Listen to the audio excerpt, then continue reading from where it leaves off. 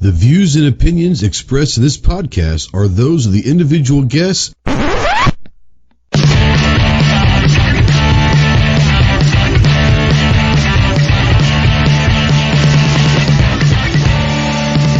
If you're a sensitive snowflake that may get easily offended, then turn this off immediately. If you want to hear the real truth about the gun culture, then stick around. This is the Armed Citizen Podcast.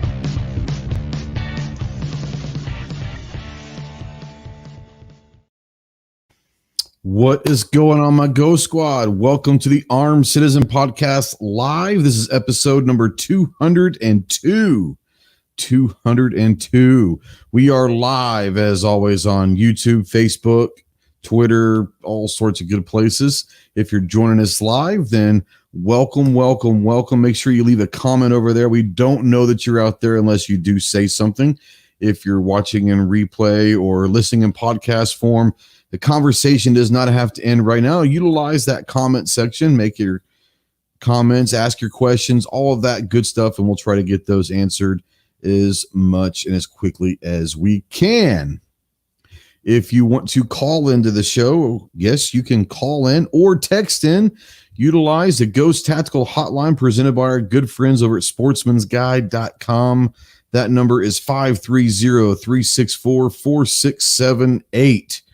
If you're out there and you're a veteran, or really anyone, but especially if you're a veteran and you're in that dark hole and you're questioning whether there's a light out there anymore, feel free to call, text, email me 24/7. I can't give you medical advice, but I might be able to give you a pretty decent ear to listen to and all of that stuff. We can talk you through some stuff. But if you are looking for somewhere that you can get legit answers and get sent towards medical help, please remember two things. One, you're not alone in this fight. You've got a lot of brothers and sisters out here that are willing to help. And two, the world is a much better place with you in it. So please utilize the Veteran Crisis Hotline. That number is 1-800-273-8255. 1-800-273-8255, the Veteran Crisis Hotline.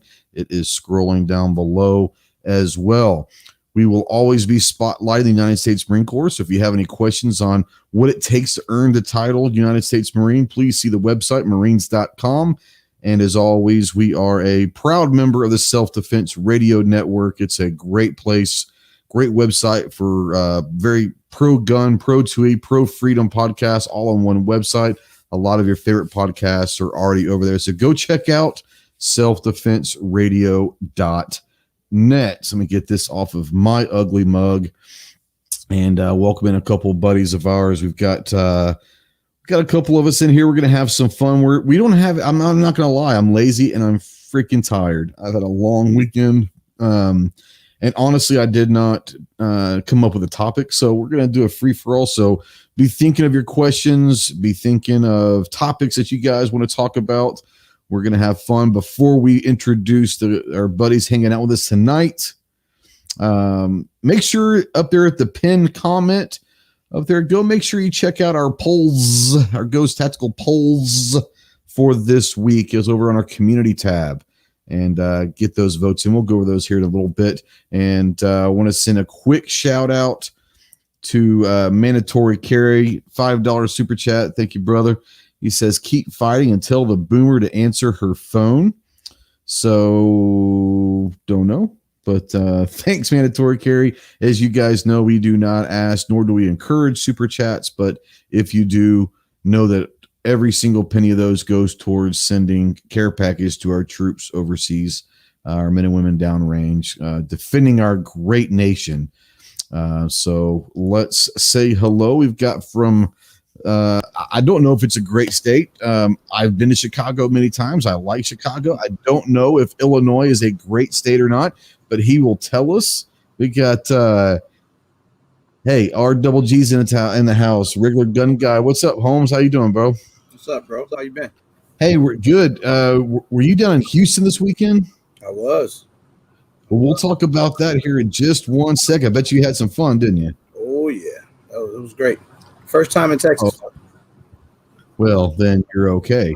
Mandatory Carry says, Boomer is my pet name for fixed bayonets. Gotcha. And from the great state of Texas, my home state, He's going with his second, third, fourth, fifth, sixth, whatever, his latest channel up there. It's Clover Tack Cards. So if you're into sports trading cards and all that, he just started up a new channel. It's great stuff. Love it. Been on with him a few times, talking about memorabilia and cards and all that. But yeah, from the great state of Texas, we got Clover. What's up, home? Hey, man. What's happening? Not much. So yeah, I want to go back to RGG real quick and tell us a little bit about what happened this weekend. You had a shoot down in Texas. Tell me what all happened and all that good stuff. So we did I did my first ever meetup.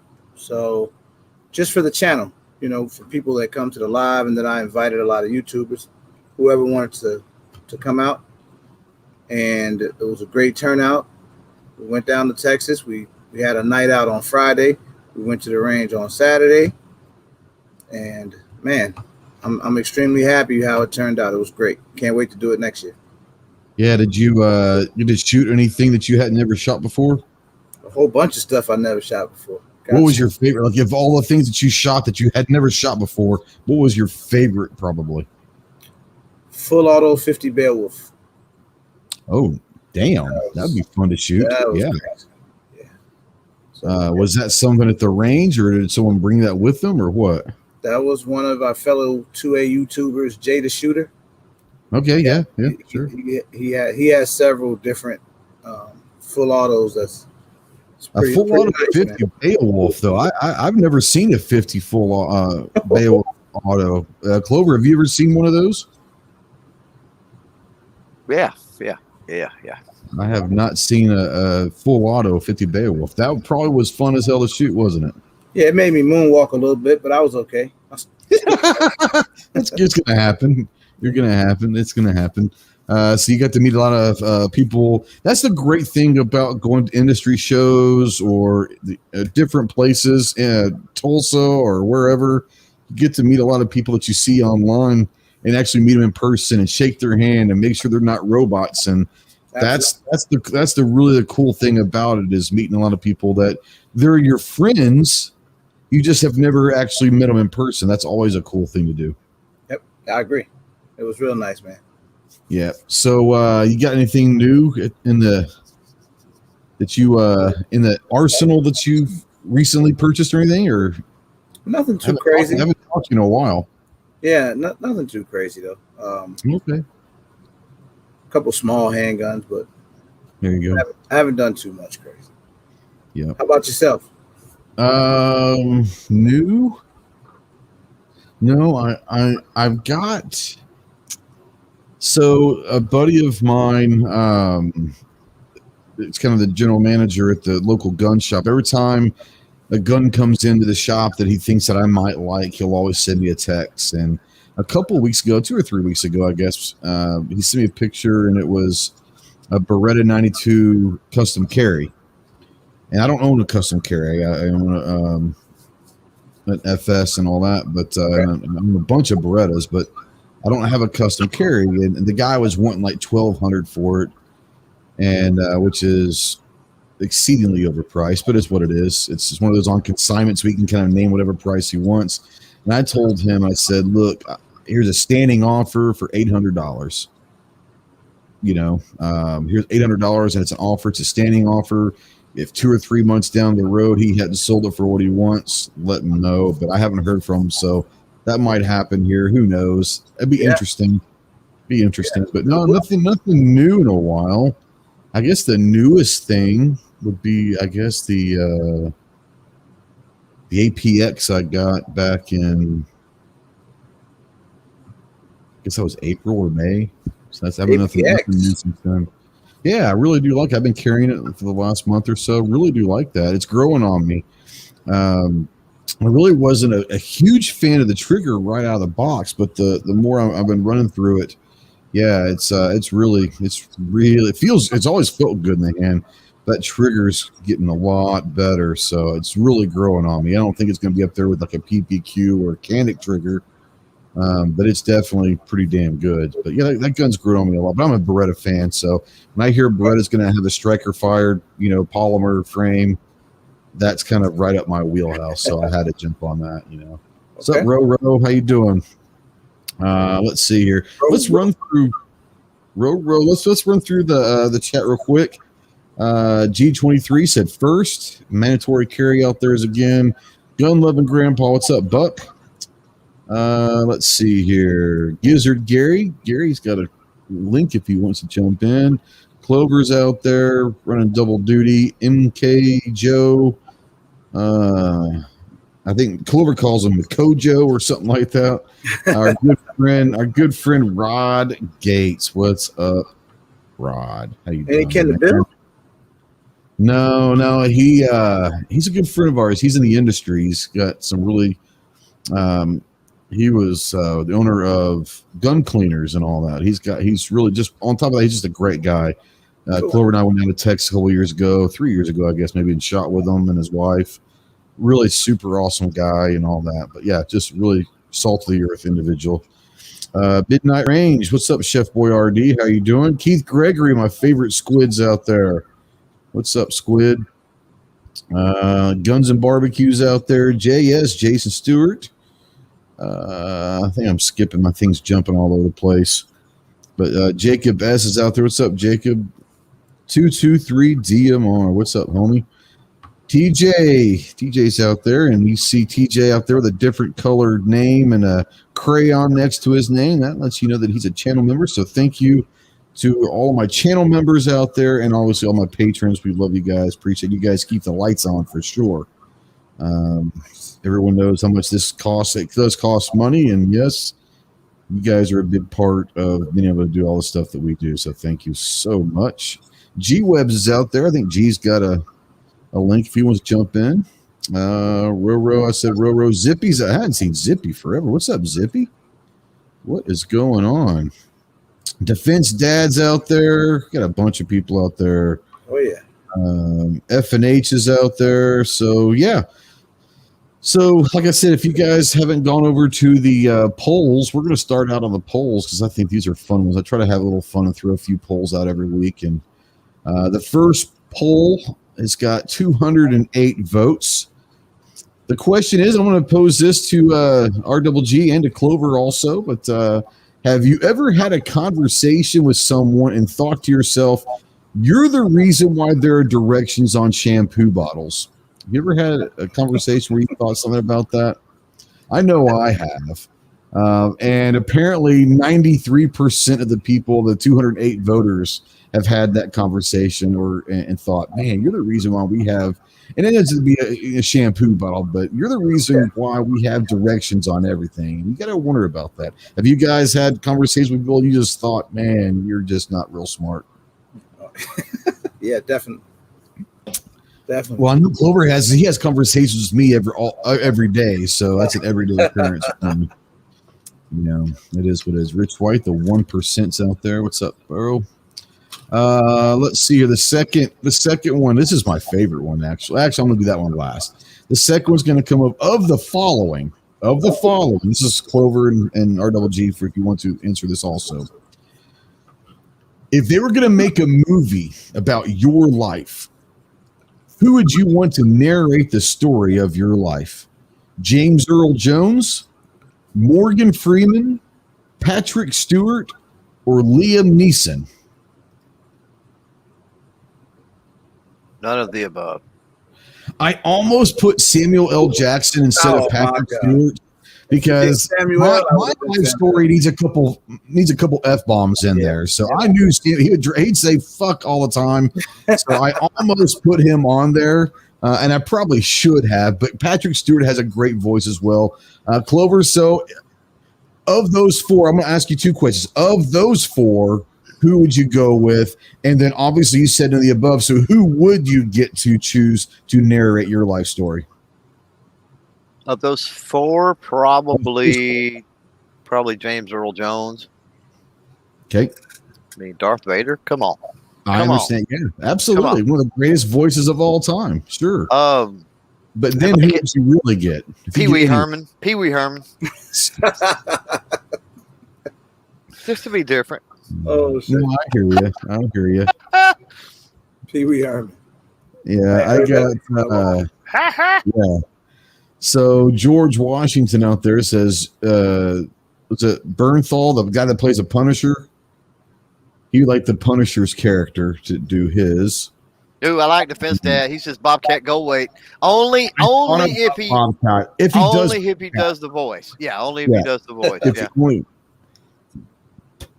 Bill B out there in the comments I'm going to go with Samuel L. And I said, I almost put him on there for sure. Man. Now, Midnight Range out there in the comments of the question says Jack Black. I am not a Jack. He drives me crazy. So I'm not a big Jack Black fan. I really am not. Yep. About the only thing he was ever in that I could stomach was School of Rock, I think. And I didn't even like that movie, honestly. Like I said, the only thing I could stomach was that. Yeah. Now, John Green says Sam Elliott. Sam Elliott's got an interesting voice. Kazari says Robin Leach. Now, most people that are young, they might not know who Robin Leach is, but he was with the Lifestyles of the Rich and Famous. Yeah. And El Rambo commented Hulk Hogan. Interesting. Oh, brother. Now, if I was going to go the wrestler, I might have gone with like Roddy Piper or Hacksaw Jim Duggan or someone like that. That'd be kind of cool. Maybe, but the way the Ultimate Warrior always did his promos, like he talked, I don't know, it's really weird, almost like talked about ancient stuff, and just the way that he presented things was pretty cool. Yeah. Let's see here. Jacob says, I really don't know who these people are. He's like 22. He's like 22 years old. So yeah, probably. Bless his heart. Yeah. Let's try to see here. Now, 1% out there's saying that Clover had to be Danny DeVito. I think that's a shot on your height. DeVito would be okay. Patriot says James Earl Jones, but does he know how to speak FUD? Yeah, I'm sure he does. Positive of it. He also says Marlon Brando. Now, only if he did the Godfather's voice. I wouldn't mind Marlon Brando if he did Godfather's voice. Yeah. Oh, God.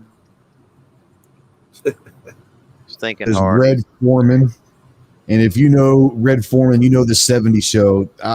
Dumbass. Yeah, that would be a great one. Kurtwood Smith, yeah. Kurtwood Smith. Oh, snap. $50. G23. Good Lord. He said $50. Let's talk about how we as a 2A community are going to screw over the veterans, so I might as well help the troops downrange. What is he talking about? Context, I guess. What? Huh? Well, there's a couple things that he might be talking about. There's some legislation that I've heard might be coming around that is to possibly hurt veterans a little bit with PTSD and stuff like that. I think a lot of people are going after veterans. I know that someone put out, and I don't remember who it was. It was either Johnny or someone in that little was talking. And I'm not saying it was Johnny, but someone was talking about veterans being a large part of our community, but then are a bad part of our community. Now, there are parts of it that I'll agree with, and I saw some that Tony Simon put out, and I thought, well, he's a veteran too, so I can he can say it. But he's basically saying that, just because you're a veteran doesn't mean that you are an expert in certain things of tactics or firearm handling. We all know there are veterans that never shot a gun their entire time in the military, but yet they're still passing themselves off as veterans and all that. But I think a lot of it's just eating our own. G23 saying pistol braces and legislation. Now, if you're talking about that, that's not just veterans, bro. That's anyone that is going to be physically I wouldn't say disabled, but physically unable to maybe shoulder a rifle or something like that the right way. So pistol braces isn't going. Let's not try to bring the car to the veteran. I promise you, there's a lot of other people out there that need pistol braces more than veterans do. But here's the thing. Here's the problem I have with that, right? So you make this argument, right? The whole disabled argument on pistol braces, and that's fine. But you know what? We ain't all rolling around in freaking wheelchairs, right? We don't all walk around on crutches unless we need them, right? Yep. So the thing is, everybody has pistol braces, and the vast majority don't need pistol braces. They don't need them. They don't require them for a disability. Well, this is going to piss some people off too, but if we all want to be honest and truthful about it, I'm not saying for everybody, but the vast majority of people, including myself to some extent, that have AR pistol to pistol braces is to get around the tax stamp. Let's just be honest. Well, I mean, it's real. Arbitrary and it's silly and it should be legal regardless. No doubt. No doubt. That's where I'm going with it. I'm not saying, yes, regulate them. What I'm saying is quit using the whole. Quit using the whole. Even being regulated, SBR shouldn't even be a tax stamp to begin with. Because if you're going to go down the road, of these help out the disabled veterans and the handicapped people and blah blah blah blah. If you go down that road, you're opening the door for them to say, "Oh, okay, guess what? As long as you've got a note from your doctor, you can have one." That's right. What good does that do? They need to be non-regulated. They have nothing to do with anything. They're not NFA. They don't turn anything into a rifle, blah, blah, blah, blah, blah. And arbitrary definitions on them are stupid as well. So that's the argument we make. Now, G-Webs has a great argument, and I disagree with it wholeheartedly, but I respect his opinion. He says you can own a gun for others to use, like a grandkid or a friend with weak arms and wrists, i.e. a 9mm shooter. You know, I understand G-Webs. Yeah, he's got to keep that 9mm as weak argument going. But yeah, well, so answer this. Either one of you guys, answer me this: why is the SBR or SBS even why is it an NFA item? What I'm asking seriously, because I've always wondered, like, do we know why? Because I can't think of a legitimate reason as to why an SBR would need to be regulated. Well, I don't understand. You just said, I don't know why, and then you said, I can't think of a legitimate reason. Unfortunately, that's two separate things, because really there is no legitimate reason. Yeah, and I don't know why either. I mean, I don't know why it even started years ago just to make an SBR an NFA item. Because you could chop down long guns and make them more concealable. Basically. Well, here's the thing. People say, well, you can do that with a handgun, right? Well, here's the thing. Handguns were originally going to be regulated under NFA. Yep. I'm with G23. It's a money grab, man. I think that's exactly what it is. But here's the thing, and I'm going to play devil's advocate here. We've talked about this a lot.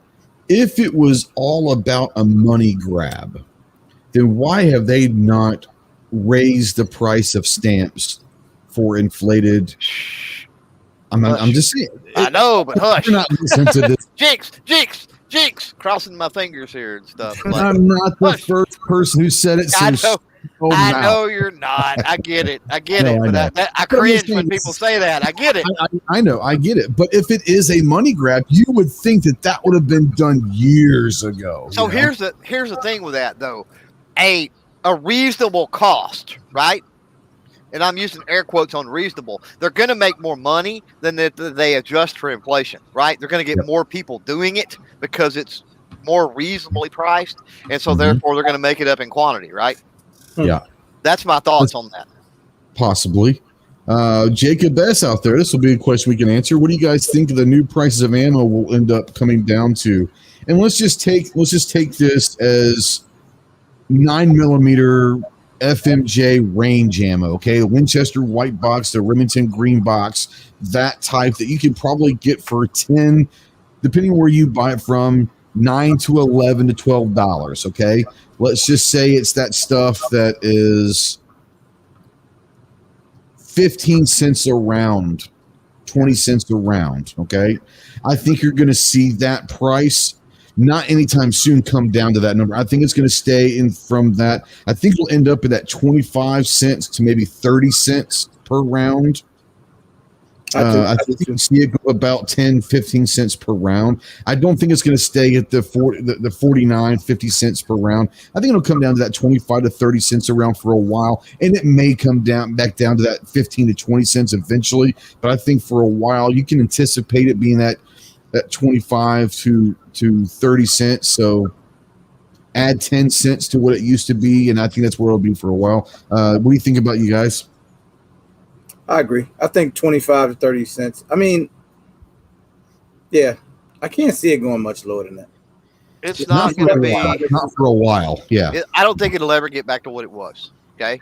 And that's just a matter of fact because of this thing we call inflation. Yeah. I just don't think it will. Fuel costs go up, shipping costs go up, the manufacturing costs go up, year to year to year to year, right? So the longer it drags on, the less it can go down, just simply because of inflationary measures.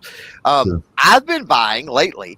I like Federal Auto Match. Been seeing it in the Walmart stores around here pretty regularly. Like we go into town like every Sunday, and I actually passed. Was gonna. My wife was like, "We ought to pick up a couple," and I'm like, "Yeah, you know what? I'm gonna leave them. I got 100 boxes or something like that. Do I really need 2 more boxes?" I was like, "I'm gonna pass this week because I'm seeing them every week, right?" Yeah. And they're literally $1 a box higher than they were pre-pandemic, pre-scare. $1 a box. What caliber is that? That's 22. And then 325 round, 22. And then, but 9mm, I think, like I said, that's about $1 higher. 9mm, I think, because I'm already seeing some of it at about what you're saying. I mean, before it was $10, $11, $12 a box, and I'm seeing it for $14, $15 a box, so a couple of dollars a box higher. And I think that's where it's going to be once it comes back around. I don't think it's going to get any cheaper. I have been seeing on Ammo Seek and stuff that you could get for 15, 20 cents a round. I'm starting to see it around like 33 cents per round in that same kind of ammo. I'm seeing less. I'm seeing about 25 cents a round, but that's like the Tula like steel cased 9mm, which but like for brass cartridges and all that, I've seen it for about 33 to 40 cents. So it is dropping down, but I don't think, like I said, not for a while, and it may be ever. I think you might be right, Clover. It may never get down to where it was, but I don't think it's going to be crazy high. You know, I think it'll still get down to 25 cents a round, maybe instead of 15. You know, but that's with me. Now Frank up there says $43 in Illinois for 20 rounds. Whoa, that's what of 9mm. That's going to be self-defense stuff. So that's about twice as expensive. That's about twice. If let's say you go with because if you're going with like critical duty or something, that's usually anywhere $20 to $25. Yeah. Let's say it's 22. So that's basically double for self-defense. If he's talking about self-defense ammo. Rich out there says manufacturers have said that the price isn't going to be what it was once prices drop. Their costs are higher. Federal was planning a price increase before the nonsense. There you go. Yeah. Now 223 DMR says $22 for a box of 30 at Bass Pro. 300. Wow. 300 at 300. Wow. That's what I'm saying. Where? I'm gonna have to. I wish I lived closer and I could keep tabs on that. We're talking 9mm, right? Not 22. No, that's got to be 22. That's got to be 22. $22 for a 300. That's high for 22. Depends on what it is. That can't be not well. At Bass Pro, but that's not nine. If that's 9mm, they'd be sold out forever. So Sunday, Saturday. Before. I don't remember if Saturday or Sunday. Anyway, we was in a totally different Walmart than I normally find the Federal Auto Match, but they had the little milk carton looking 22s. I don't know if you've seen that. Yep. But Federal, CCI, Blazer, the Vista brands, right? Yep. They went to a milk carton style design, and it was 200 rounds for like $16 and something. And I thought, man, that's expensive.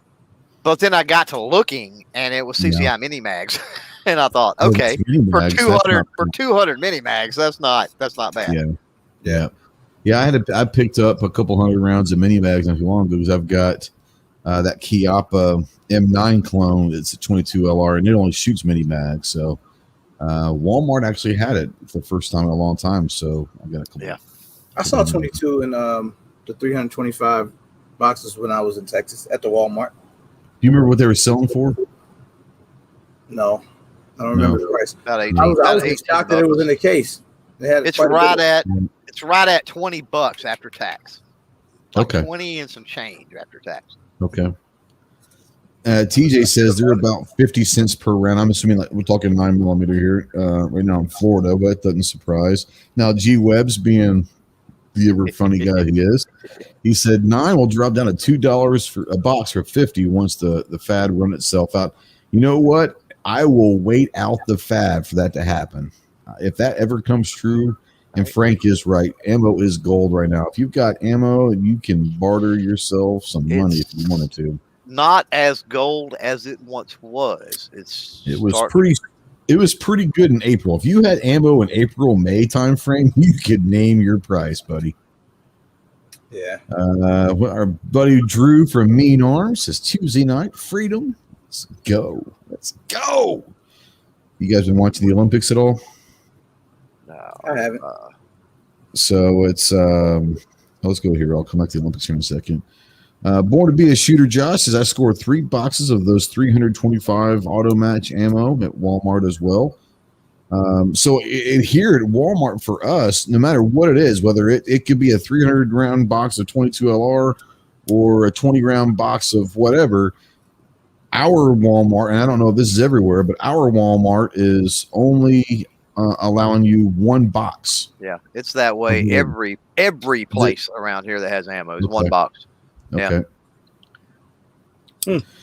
Now, G Webb says milk carton packages should be illegal. Too many people trying to drink them. G is on his game tonight. He is on his game tonight.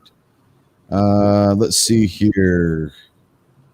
Frank says Fiocchi 50 rounds, $65 in Illinois. Frank, where are you in Illinois? I must be in a different Illinois. You're in Illinois. He's in Hellinois. Yeah, gotta be.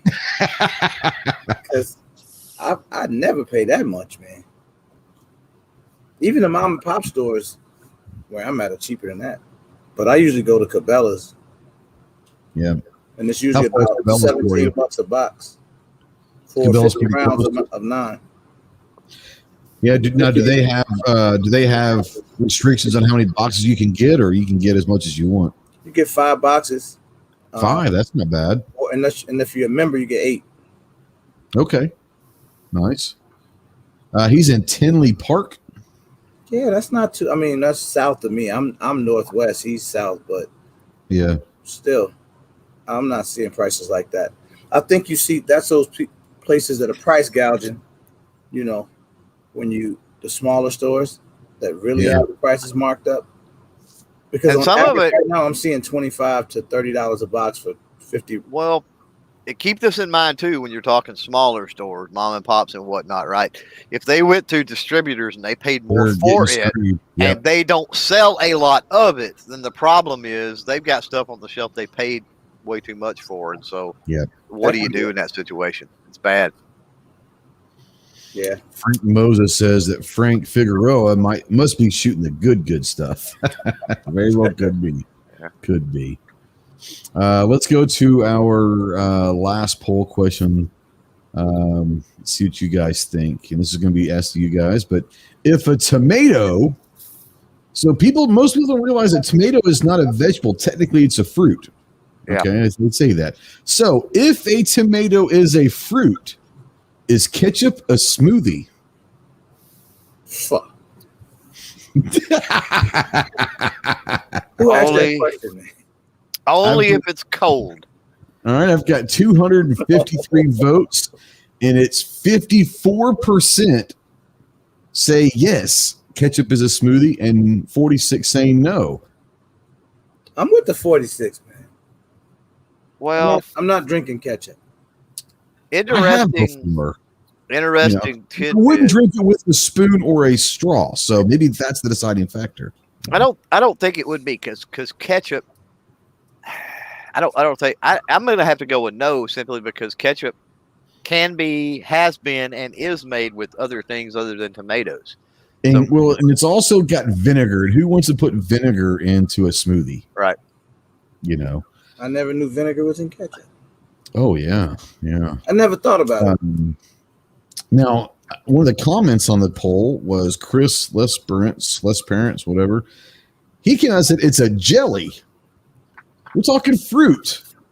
That's a legitimate possibility. Could ketchup be considered a jelly since it is made from fruit? The consistency's not right. It's a fruit spread. Is it not? This is true. It'd be more like a jam at that point then. Okay. Now we're getting somewhere. Yeah. How do these questions get to your channel, man? I have a really fucked up brain, dude. My brain goes weird places. My brain goes weird places. So confused right now. So every Monday or Tuesday I'll put out 2 or 3 polls to talk about on the show, and I've had fun doing them. And sometimes they're gun related, sometimes they're music related, sometimes they're movies, or there's all over the place. But everybody's buying in now. Everyone's buying it now. So now Rich out there says ketchup is more of a jam, but I kind of tend to agree with Gizzard. He says tomato paste would be a jelly. That's fair. That's fair. John Z out there, a brother from New York City, says, I love ketchup smoothie on his burgers and steaks. Got to have the sweet and salty combo. Now, you had me at burgers. You absolutely lost me at ketchup on a steak. You lost me. I thought we were friends, but I got no love for that. Mr. F&H says V8 though. So V8 is not just tomato. It's got 8 different vegetable juices. So that could be a smoothie when you're talking about, but it's a vegetable smoothie. So I think the only thing that would be considered a fruit in the V8 would be the tomato. So I don't know.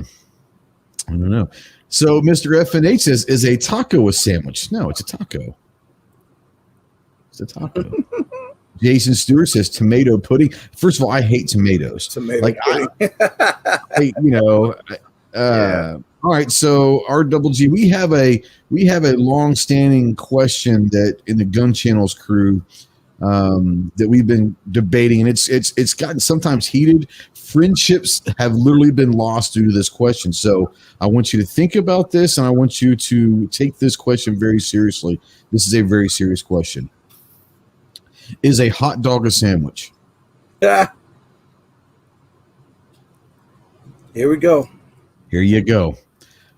This is literally a question that we've asked at SHOT Show. We've asked very famous people, but this is something that there is a complete divide within our Gun Channels community. But what do you say? Yeah, let's go for it. And my answer has to have some significance because I'm a fat guy. So here we go. Okay. Yes. I'm going to say yes. No, lift your head up, right, man. Don't feel bad. I'm going to say yes. I'm going to pat you on your head. You're okay. Come on, man. All right. So, okay. That's cool. What is your reason? I'm with Jacob. I'm with Jacob right there. Jacob's like 6 years old. He doesn't know any better. The hot dog is a sandwich when the bun is ripped. If the bun is ripped, it's 2 pieces of sandwich at that point. It's 2 pieces of bread at that point. It possibly could be. So wait a minute. What is the other side of the argument? What is it? What is the other side is a hot dog. A sandwich is 2 pieces of bread, and a hot dog bun is 1 that's been sliced in half, still attached. So I think a hot dog stands on its own, just like a burger. Do you consider a cheeseburger a sandwich, or is it a cheeseburger? That was a good one. A burger. For me, it's telling me if I saw a poodle down there in that Texas heat, is that a hot dog? Probably so. Yeah, probably so. If you saw what? If I saw a poodle in that Texas heat, is that a hot dog? Guarantee it was. I guarantee that was a hot dog. Is it a sandwich? No. Is it the same as the hot dog that we eat? Like, this is all confusing. I'm so fucked up right now. Listen, I don't even know what to say. I don't know what to do. So Two Live Moo. Cheeseburger's not a sandwich. You know, I think that kicked out the fat guy club, man. I think that the hot dogs and cheeseburgers,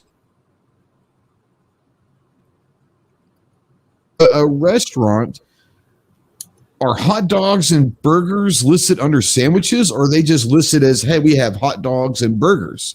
Like, burgers have their own category, burgers, not sandwiches. Like, for me, when I think of sandwich, I think of ham, turkey, tuna salad, all those. Those are sandwiches. For me, that's just me. I'm not trying to talk you out of it. No, but okay. For me, a hot dog stands on its own, and I think that burgers stand on their own. That's just me. Rich White, he's got a good one. Let's see. What does Rich say? Now, this is where the sub sandwich comes in. A sub sandwich, and it's bigger loaf of a bread, and they aren't cut all the way through. I don't call it a sub sandwich. I call it a sub. Sub is a sub. Burger is a burger. Hot dog's a hot dog. What is a sandwich? A sandwich is 2 pieces of bread, some meat, or whatever you fill it up with, whether it's chicken salad, tuna salad, ham, turkey, whatever it is. 2 pieces of bread, a filling, and some condiments. Boom, sandwich. Except for a burger. So if I took one piece of bread and I folded a hot dog up in it, it's not a sandwich. It's still a hot dog. It's still a hot dog. I call that a fold over. Yeah. So let's ask Clover. Clover, when it comes down to burgers, hot dogs, all of that stuff, where do you fall in this? I agree. Burgers and hot dogs are their own category. I think they're their own category. I know I like you. Now, Two Live Moo says if meat on bread is a sandwich, then a pizza is a sandwich. No, because here's the thing. Where is the line between bread and crust? Because pizza's a crust. This is true. Yeah, you're not going and getting a bunch of pieces of bread and throwing some tomato sauce and mozzarella and pepperoni and calling that a pizza. That's called pizza toast, but it's not a pizza. You're not using bread to make a crust of a pizza. So if you put bologna inside of a hot dog bun, is it a hot dog? Come on, guys. It's the same meat, basically. It's the same meat. So it's a hot dog. Only if you roll it up first.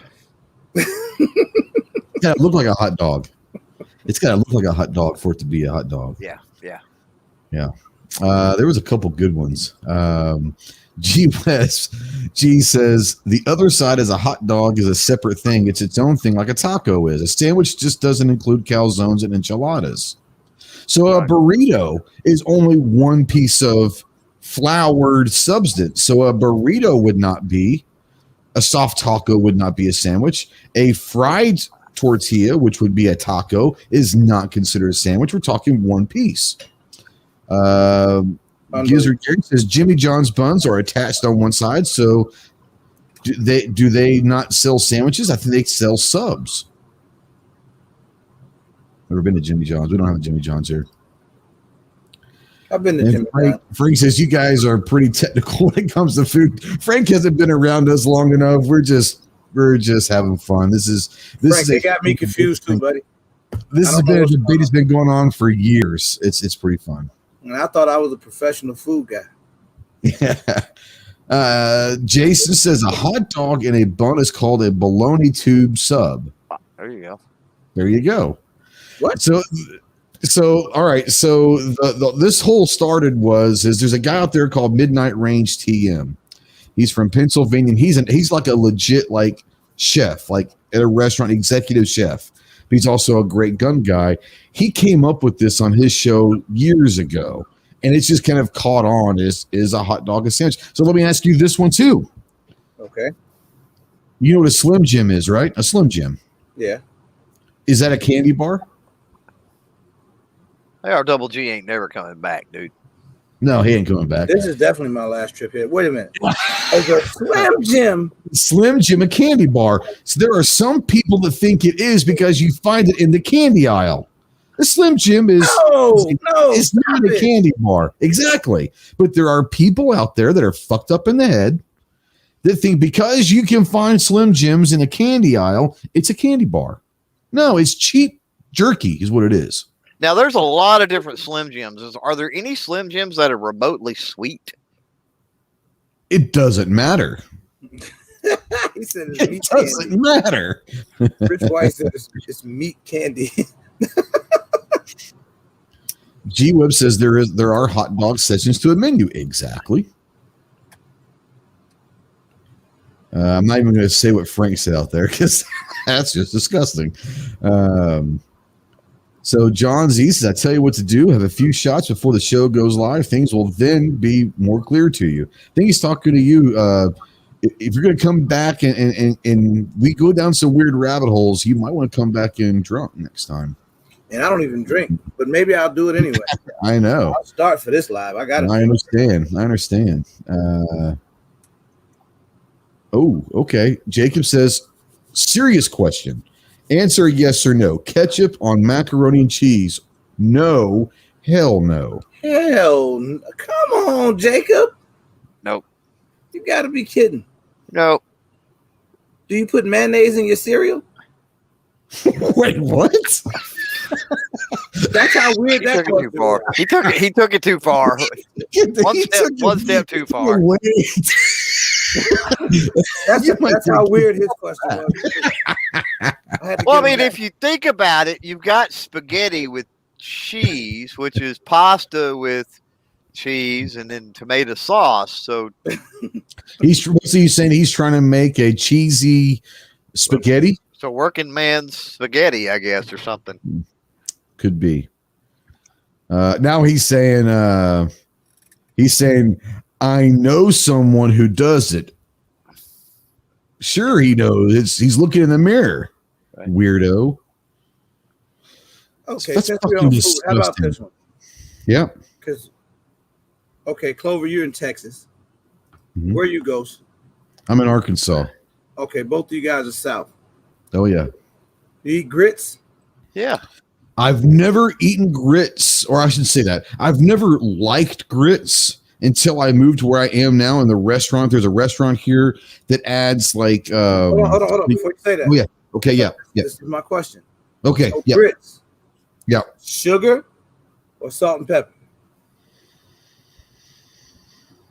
I'll tell you this, I don't know because I only eat one grits from one restaurant and it's their grits, but they add chicken broth to the grit. So it's got, so I don't know. I would guess if they're adding chicken broth a little bit, it would be salt and pepper. Yeah. So I would go with salt and pepper. That would be savory. I'm big on sweet stuff, so I would rather choose salt and pepper on most things than sugar most of the time. Yeah, I'm going to go salt and pepper with grits typically, because if I'm going to go sugar, I'd rather have like an oatmeal or something. That to me, that's what it's cream of wheat. If you put sugar in grits, AK Lover, what's up, bro? Yeah. Well, that's what I'm saying. Yeah, exactly. Yeah, you're exactly right. Yeah. He said, "What are grits?" Grits are like no shit. He's up north in Indiana, maybe. In corn country, by the way. He's in Indiana in corn country and doesn't know what grits are. Frank said he never had grits, but it sounds like cornbread. No. Grits for me, it was never the fact that I didn't like it, never because of the taste. When I was growing up, I didn't like the texture. Yeah. And it's just one of those things. As I've gotten older, I appreciate it. Yeah. So grits are a think oatmeal, because oatmeal's a grain, right? So think oatmeal, but with corn, I guess, kind of in a way. Now Rod says grits go best with a trash can. Okay, same question with spaghetti. Spaghetti with salt and pepper, 100%. I would never choose sugar with spaghetti. That's just me. It's got to be salt and pepper. Sugar with spaghetti? I've never heard of sugar with spaghetti. So see, in the north here, sometimes that's really some people do that. Like they do sugar on the grits. They put sugar in the spaghetti because Really? Yeah, I've never heard of that. I've seen So, it. let me ask this question: do they put? Because I've never heard of that. Do they put sugar in the spaghetti, like with something? Like, is it tomato sauce and they add a little sugar to it? No, he sprinkled sugar on top of the spaghetti. So G-Webs is out there, and he grew up in a little bit of time in Illinois. I want to say, G, did you ever hear about sugar and spaghetti or grits up in Illinois when you were up there? So now he says cinnamon and sugar on raw spaghetti is a thing. Have you ever heard of that? No, I never heard of that. I could understand it. I think I could understand it. So cinnamon and sugar on anything is probably pretty damn good. Back to the sugar thing. So here's a lot of people use sugar because I do this. A lot of people will use sugar to counter some of the bitter flavor. Like when I fry squash, I'm not a fan of the taste of squash, but if I mix a little sugar in with my cornmeal, it counters the bitter in the squash, and it brings out the squash flavor more for me anyway, like my taste palette and whatever. It brings out the flavor of the squash more for me. So I've never had squash. Well, it's okay. Yeah. Okay. Squash is one of those that will. It's one of those that will almost absorb like whatever it's in, the flavor of that for the most part. Let me ask you this, because you're up north. So down south, we take it pretty seriously. And there's different ways of cooking it, but up in the Illinois, the Chicago area, is chili a big deal? Yeah, I love chili. You froze. Yeah, he does that occasionally. He's thinking hard. Give him a minute. Okay. Maybe. He might not come back after this. I'll let him think it over, man. It was definitely a serious question. He got excited. He might have unplugged something. Oh yeah. I got an idea where he was going to go with that, but yeah, I'm not going to put words in his mouth. But yeah, when we're talking chili, I like multi-meat chili, like different types of meat. Have you ever had anything like that? Well, yeah. I like heavy meat chili. Yeah. So I like I did some deer, wild, some deer, all like game, right? All like wild animals. See, well, told you. He left us alive, so he'll be back in a minute. Hey guys, we're here, man. So We got it. I made some with this was all, like I said, wild game, but I did some deer, pig, turkey chili one time. Okay. All stuff people hunted, put in the freezer. Man, it was off the chain, like a wild game chili. Man, that stuff was good. I've had some good chilies, man. There's some people that made some really good chili. I don't know why my phone updates there's got to be a setting in my phone that I can do automatic updates other than Tuesday nights, but it's been doing that for like the last 3 weeks. At least you froze in a good pose though. You were kind of like, was I? Yeah, it was pretty cool. Yeah, it was like you did it on purpose. No, it's just for some reason the last like 2 or 3 weeks it like updates, but it automatically restarts my phone. My internet runs off my phone at home here, so I had to wait for it to turn back on. But so what do we talk about chili? Did y'all have a discussion on chili? I just talked about like a wild game chili with deer, turkey, and pig. I didn't follow up your question. I had a feeling where you were going to go with it, but I didn't run with it. Well, so my question is I know people up north that put sugar into their chili. They do the same thing. We don't down here. I don't. At least I don't. That's not where I thought you were going. Oh, what were you going to go with? I thought you were going to go with the whole beans in chili. Oh, you got to have beans in chili. It's not chili without beans. Chili's not chili without beans. Yeah. So I'm more. I live here, Chicago, but I'm more of a Southern guy, man. My family originated from South Georgia. Oh, right on. Okay. I was born in Miami. I'm from the South, man. I'm a South guy, but I was just raised here, so I see a lot of stuff is weird to me sometimes that people eat. So I've had Cincinnati chili a couple different ways. One Cincinnati chili uses like the sugar and it's more sweet. Could not stand it. Then I've had Cincinnati chili. It's just whatever chili you make, but you just put it on top of noodles. I can go with that. I'm okay with that. But now let me ask you this. Have you guys ever had chili on top of rice? I've heard of it. I've never had it. Pretty amazing. Just saying. I think I can see that being good. And we're not saying baked beans in Gabriel. We're talking like kidney beans. Red kidney beans is that's our go-to bean in chili. I don't know what you guys use, but pintos work. Pintos work good. Pintos aren't bad. Yeah, pintos aren't bad. Sure. Yep. I could go either way on the beans and the chili. I mean, I'm not a fan. It doesn't matter to me either way. Chili's chili. You could put chopped up little children's fingers in there almost, and I would eat it. I wouldn't care. The views of Clover Tack do not represent Ghost Stats or any of its affiliates. No, I want to try some chili and rice though. Oh, you just get some rice, and now we eat a lot of sticky rice because my wife's Japanese and she makes the Japanese rice and stuff, which is amazing, by the way. But you can just go get minute rice, Uncle Ben's minute rice or whatever, and just get a scoop of it, put the chili on top of it.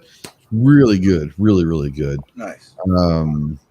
Jacob S is what kind of rice? Well, I my wife makes like the sticky rice, and it's a Japanese rice brand. We have a rice steamer, like an actual from Japan that steams the rice and makes it and all that. We don't use microwaves and all that. It takes about 30 to 45 minutes for it to do its thing. But yeah.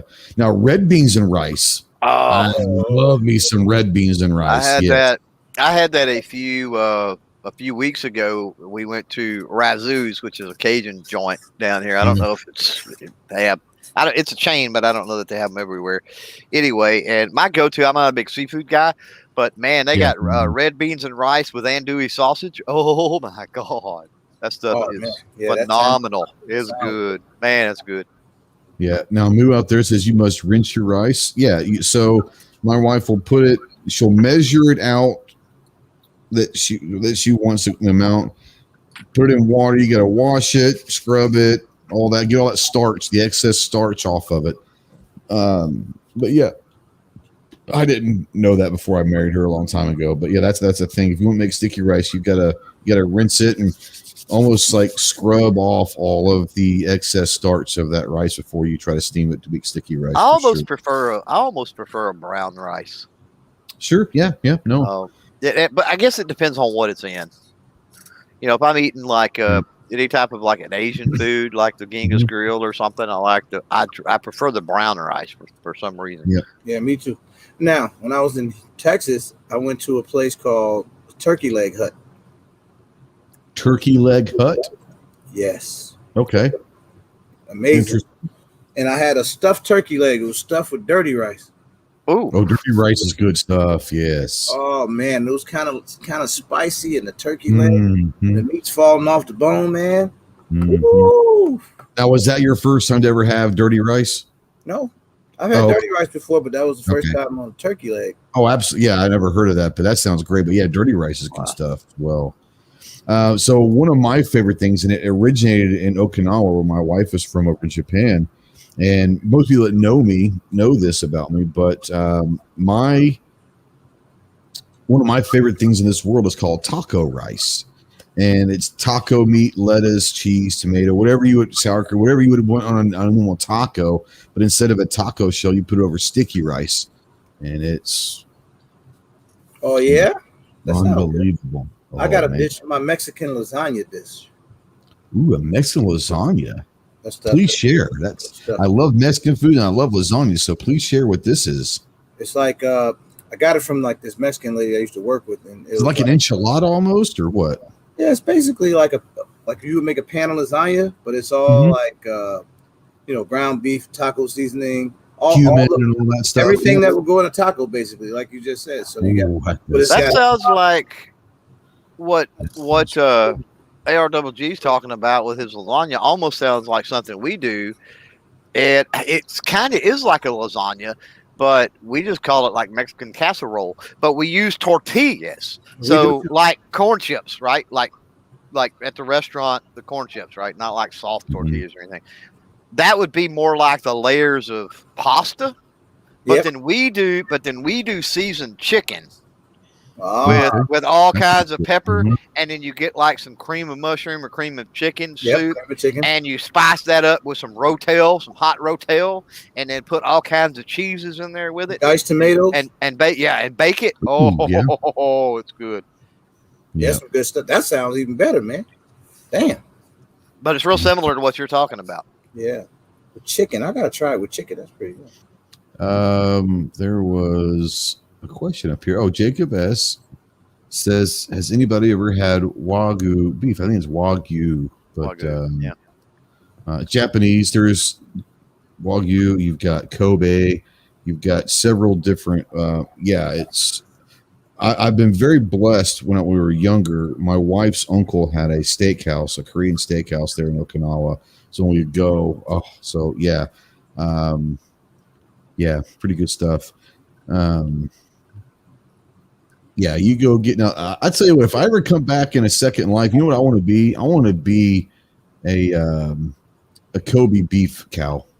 That's what those things are like massaged every day. Like they live like the life of a king until they're slaughtered, obviously, but they live the life of a king. They get massages every day. It's crazy how they take care of these things.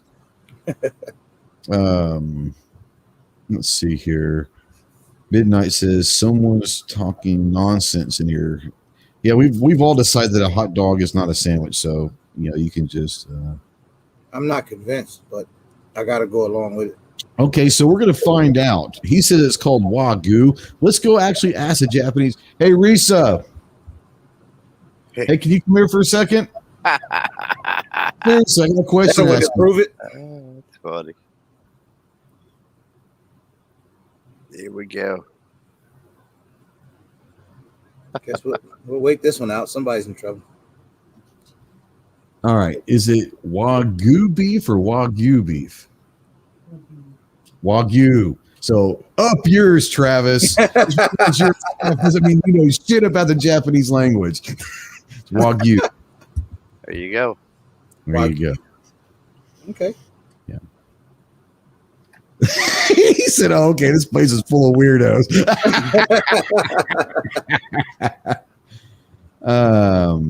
Okay, so you may hate me for this. Does anyone not like bear? Like the meat? I've never had bear. I don't plan on eating bear. Have y'all ever had bear? Yeah. No. Yeah. You had bear? Is that a thing? Dude, I've ate coyote and bobcat and. Okay, no. That's just fucking weird. So stop there. I'm just saying. There's an animal I probably ate it. Bear? Yeah, but is bear a thing? Anyone can eat bear if you're just if it's what's there. But is like eating bear a thing? Like is that like a legit thing? It's definitely not around in my part of the country, and I can't speak for others. But okay. Now he's saying beer. Oh. Dirty dog. Does anyone like beer? He kind of going down a weird rabbit hole of a typo. Who the hell eats bear? Appreciate that. Spend 30 minutes on a typo. Nice. And of course, now we got the bear eaters. Black and of course, Smooth drops in black bear is delicious. Of course, you would know that. I've never had gator. Ooh, gator's good. I wouldn't eat gator. No. I'm one of those weird ones. I stick to like chicken, beef, and pork. That's pretty much, and then I'll eat shellfish, like crab, lobster, shrimp. I don't like fish at all. I basically will stick with beef, pork, chicken, and that's what I go with. I'm just one of those people. Frank Moses says gator is good. I've heard a lot of people think that gator is good. I just never had it. I don't see myself ever trying gator. I like some things with venison and deer. Like I love summer sausage. I love deer jerky. Deer chili is not bad if it's done right. But Buck says that gator chili is good. I'm gonna have to take your word on it, bro. And someone's saying gator jerky. I don't see myself ever having gator, but I heard a lot of people do like it. Interesting. Gator is a great friend, especially. So right, yeah, I agree with Frank out there. Says gator is good, tastes like chicken. Yeah, depending on how it's cooked. Is it really? I mean, there's a lot of people it is. Yeah, for me, like chicken and all that. For me, gator, frog, and snake depending on how it's cooked, it basically is chicken. And you just named 3 things that I'll never eat, so I'll take your word on Gator, it. frog, and snake. Yeah. I have heard that snake does taste like chicken. I know a lot of people, especially down here, that love frog legs. Not going to try it. That's nasty to me. But yeah. Mandatory Carry says, shit, we got to all send go some gator meats. I mean, I'll probably grill it. Do you grill it? I mean, is that what you do with gator? You grill it? Okay, well, shit. I've had it fried. I mean, we fry everything around here. So. I don't even know what to eat tonight, man. I know I'm getting hungry, aren't you now? Food chats always fuck me over because I want to eat. Come here. The battle pup. Come here, baby. She's sniffing around. She's getting big. Hey, you say hi to everybody? Hey, guys, I got to get ready to take off, man. Peace out, brother. Thanks for joining. This has been the craziest live I've ever been a part of. This is not what we usually do, but sometimes it's nice to just have fun, you know? No, this is good. This is good. I learned a lot, man. But yeah, I got to get out of here, man. You guys are crazy. Thank you, everybody. Thanks for having me, bro. Later. You got it, man. He did not realize what he stepped into, did he? No, well, he came on the night that Free For Alls. Bless his heart. Bless his heart. Go check him out though, ARGG, man. If you're out there and you hadn't, they have a lot of fun. They have a lot of fun over there for sure. He does a nightly chat, probably nightly, at least probably 4 or 5 chats a week, and they're always, he corks you there almost every week. So yeah, it's all good. I think he's doing a great job. So yeah, my to eat list. So Jacob says my to eat list: black bear, moose, elk, alligator, snake, wild turkey, antelope, and pronghorn. Okay, what's pronghorn? Do I know? What's that? Do you know? Pronghorn is, how do I explain it? Might need to Google this. Yeah, Google a picture of it. Pronghorn. It's I don't want to say like a gazelle, but it's a gazelle, it's a deer. It's a deer. Antelope. It's in those families. Yeah, sure. it's a deer. Yeah, basically. Yeah. So like I don't want to say because it kind of has almost like a goat type body too. So I don't want to lie and say it's one family or another. Kind of cross between a goat and a deer. Yep. Which we haven't mentioned eating goat, but goat's good. Yeah. By the way, G does bring up America has 3 shooting gold medals, and I believe one of them is from Arkansas. Hold on just a second here. I think she's about 30 minutes from me. This is who I think it is. I kind of wonder when the last time the men won gold in air rifle. Do you know, G? Did it say? Because it seems like it's been a while since the men have won. Men or women either won. Well, no, because there was a woman last time that won for the first time in a while, I think, in air rifle. But we get dominated by Asian countries a lot of times with air rifle for whatever reason. Cale Browning is the one that's from Arkansas, so not the one that won gold. But yeah unfortunately. Yeah, unfortunately, Roe didn't make it. Yeah. But Cale Browning's from about half an hour from here. Is made the Olympics, is competing. So, yeah. So G says pronghorn is antelope. There you go. There you go. Elk is also, I've heard elk is good, but I like I said, I really. Oh, thanks, Gary. Gary put RGG's channel out there, so go check him out. Awesome. And John says he's hungry now. Yeah, I'm hungry too. Going to drink beer and eat a bacon mac and cheese. Bacon mac and cheese. Now that's not a bad idea. Yeah, it's not a bad. Little bacon. Everything's better with bacon, right? Oh yeah. Yeah, no doubt. Jesus, you could walk up and pet a stupid deer. Apparently, this pronghorn antelopes are hard to hunt. So, see you, John Z. Appreciate it. Go check out John. He didn't, but good buddy. And he's a verified human. Let's see here. He says you're lucky to get within 600 yards of an antelope. Is what G says. Ram, sheep, and mule deer. Man, you guys are crazy. Mandatory carries got to hit the rack. Peace out. Get some good night's sleep. Jacob has another question. He says, I have a question. If I'm looking to buy a new, oh shit, he's going to get into freaking actual gun shit. Good. Thank you, Jacob. I need to put the gun hat on here. I'm looking to buy a new optic for a hunting rifle, and I'm wanting to get a 3x9x40. What are some good suggestions when using a 30-06? So I can give you some good suggestions on some optics, but this guy over here, right there, is probably going to be able to. So if you're talking 30-06 with a 3x9, 3x9x40, I know that you've got a couple brands that you've been pretty loyal to. You want to talk about those? So first, let me give you the status quo answer that a lot of people's going to give you. As far as 3x9x40 hunting style, 30-30 duplex, that sort of stuff.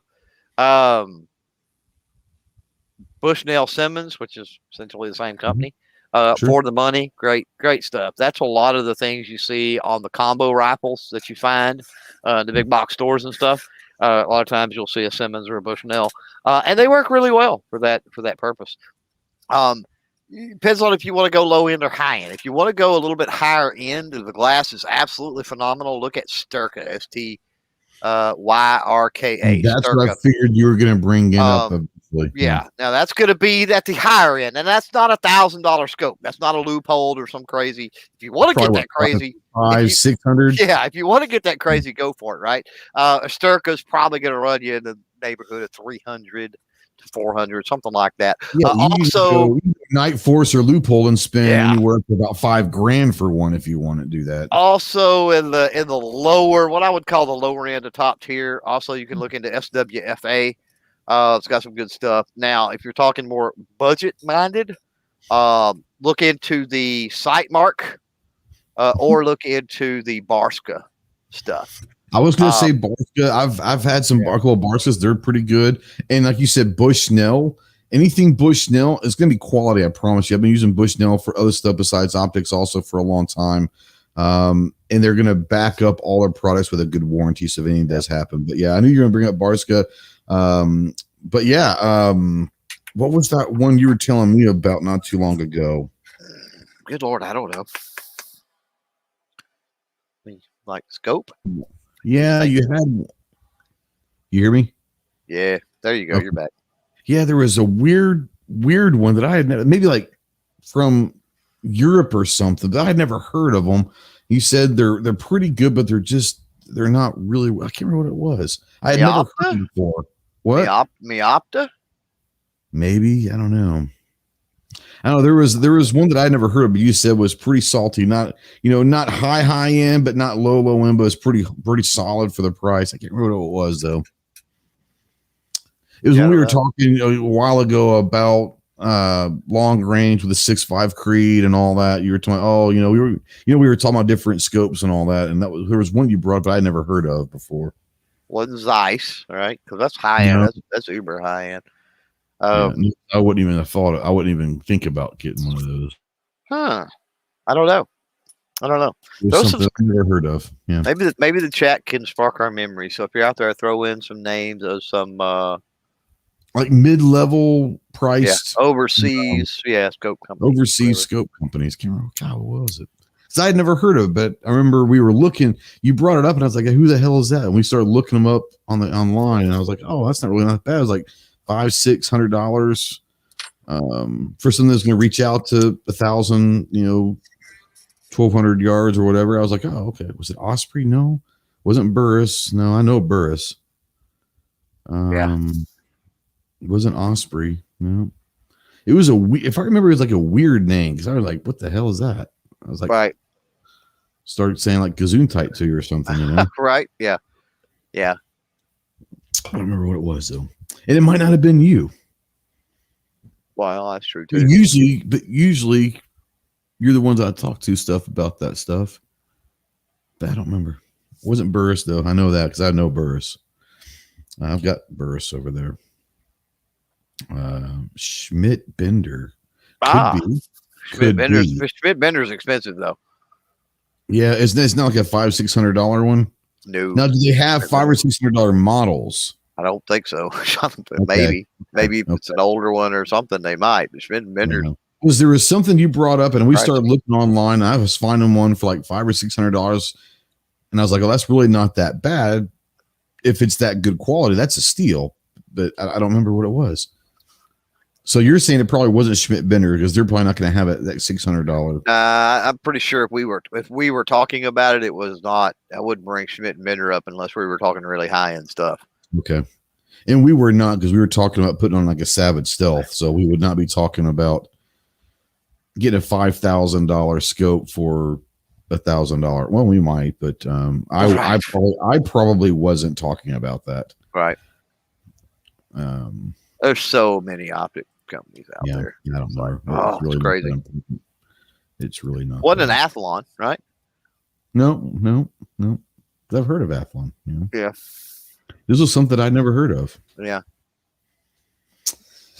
And I might not ever hear about it again. You just never know. Obviously not Monster. Oh, Swarovski? That might be it. Okay. Swarovski.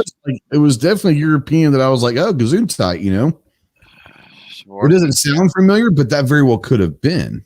Right. And I don't remember that name, so very well could Now, that's definitely, they've got some cheaper models that could be down in that range, but Swarovski's is fairly high end. What the hell's G spamming my shit about hit or miss text chat? I don't know. Yeah, go watch hit or miss. I'm cool with that. Makes no difference to me. Is Vortex out of fashion? No.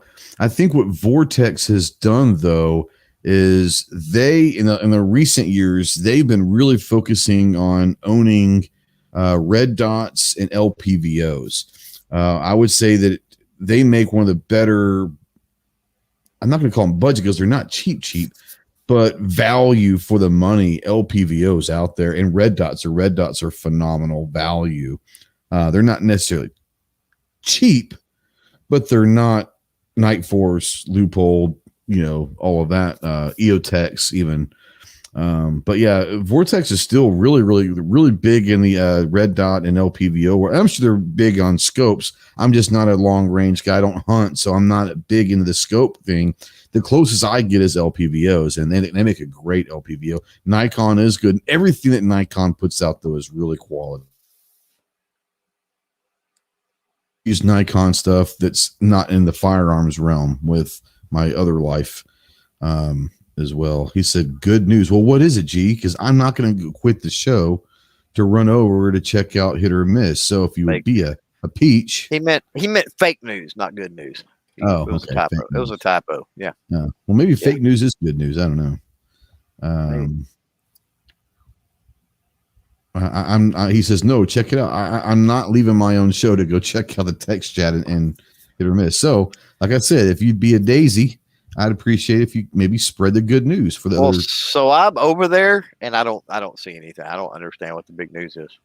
I'm not listening to anything, obviously, because I can't listen to two things. Well, he doesn't say anything. He just says in the text chat. So I don't know. Yeah, I don't see anything. So anyway. I don't know. So I'm not going to worry about it then. Yeah, moving on. Oh, snap. Oh, well, that's not news. I've known that for I was told not to say anything. Yeah, I've known that for a while, and yeah.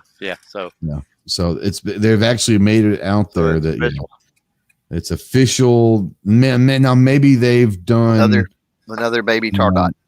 A baby tar dot. Now I wonder if they're going to let the baby out of the dungeon. So no. Well, eventually it will have to. After about 9 months, you can't be in the dungeon any longer, right? Oh, okay. He says they're not really talking about it. Oh, okay. So, yeah. Gotcha. What the hell is? I don't.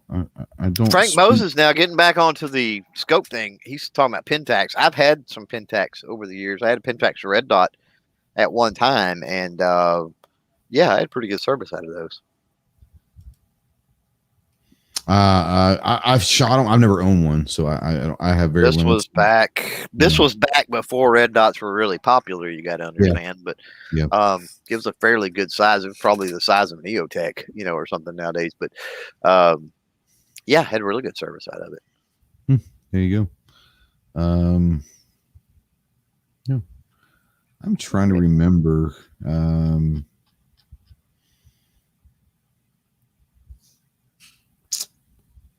I remember what. I'm pretty sure that the dots that we used were Trigicon. Probably. That might be mistaken, but I'm pretty sure they were Trigicon. The old school ACOGs, man, probably. Yeah, they were ACOGs, but I'm pretty sure they were Trigicon. And I didn't particularly like them. I mean, they were obviously nice to have, but I've never been a big ACOG fan. Honestly, I don't like the reticle of the ACOG. They were they kind of like a, trying to think what they even look like, but they used to look like a triangle with the drops and all that below. It was just a triangle. No, I'm talking about the aesthetics, or whatever. They look kind of like that. Like that. Oh yeah, it's not. Yeah, it's ACOG-ish, and that's just a prism scope. But they're kind of got the ones that we had, kind of tube, then flared out at the end. Well, hell, let's just see if I can go find one. They got this thing called Google Trigicon ACOG. Let's do image search. So, all right. For those in the audio podcast world, we apologize, but so let me share screen, tab, share. So I don't know if you can see that or not, but oh yeah, the one I've got's way older than that, Jen. oh yeah. No. Yeah. That's not. I mean, that's kind of what they've all looked like. No, the one I've got doesn't. Yeah. Let's see if I can go and find. So far, I don't see it.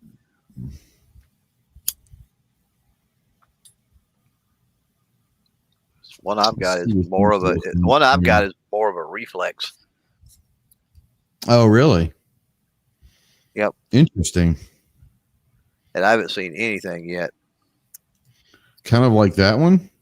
No, well, I mean, maybe kind of, but I mean, in a very retro fashion. So no, not really. Type up at the top, put old Trigicon ACOG or something. Like yep, that? there it is. There you go. Now that has no mount or anything else on the bottom, but yeah, I've got two. It actually is the Trigicon Reflex. The ACOG Reflex, yeah. I'll be damned. That's like crazy. I think that's like the very first Trigicon. Really? I think. Huh. Don't quote me on that. Wow.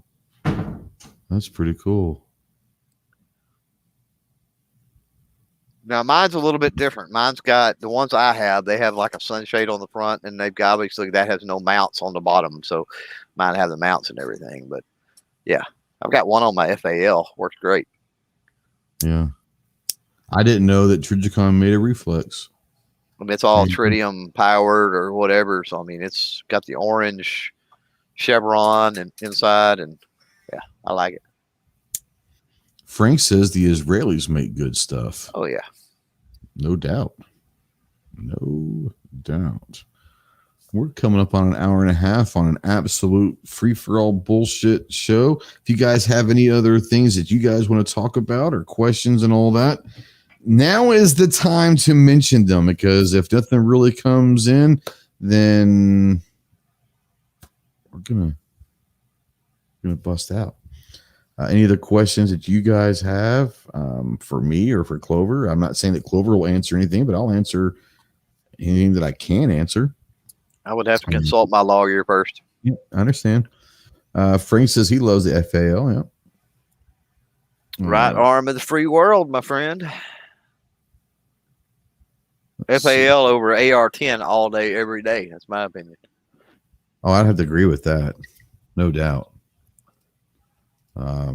If you're talking 308 anyway, now the beauty of the AR-10 is you can do other calibers. Or if we're talking 308, give me an FAL all day, every day. Yeah. There was one that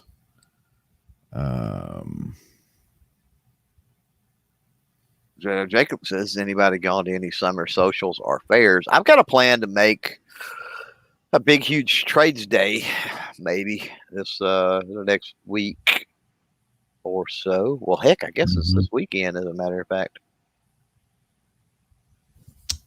Yeah, I mean, I would love to go. I've went ahead and applied and got approved and all that for NRAM, but it's Labor Day weekend, and I'll be busy at work on holiday weekends. Are crazy. USCCA still a possibility. There's a thing called Triggered. It's through Antares Alliance. It's going to be over in South Carolina, I want to say, in October. I'm really going to maybe try to make that if I can't make anything else.